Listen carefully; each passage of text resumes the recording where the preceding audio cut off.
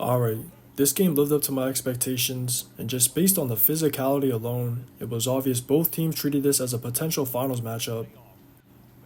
In the end, it was a good test for the Liberty to have to play from behind after the Lynx got going in the first, and it was a good test for them to maintain their lead.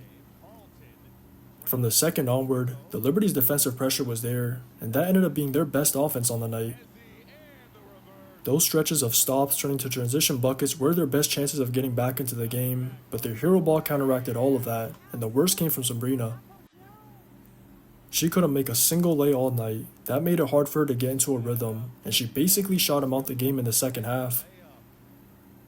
At least Brianna was getting rewarded for her aggression with whistles or old boards, and that was able to somewhat compensate for her missing her usual middies. But when the majority of shots are concentrated on two players without enough makes, it's hard to match the Lynx's firepower.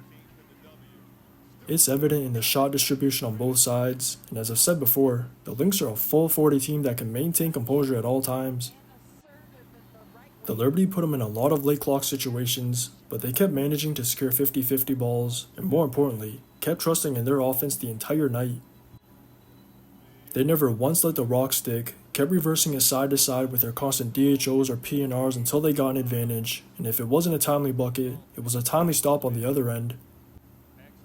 Whenever shit goes south, it's rare for them to fold, so that makes it damn near impossible for the opposing team to ever shift the momentum, and even if they do have a bad stretch or quarter, they know how to course correct before it does. Their poise is the main reason for their consistency, and why they're now 12-1 with another 6-game win streak going since the Olympic break. Just watch the tape. They turn it over. Lynx with numbers. Collier in the lane and finishes with the left.